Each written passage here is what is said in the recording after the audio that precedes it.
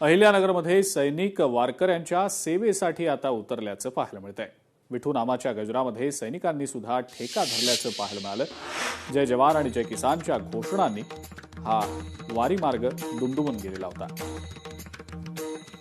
देशाची सेवा करतात तसे वारकऱ्यांची करू राहिले, त्याच्यामुळे आम्ही या भारतीय जवानांसाठी खूप काहीतरी मागू आम्ही सगळे वारकरी, त्यांना काय मासिक सदैव त्यांची सेवा घडू।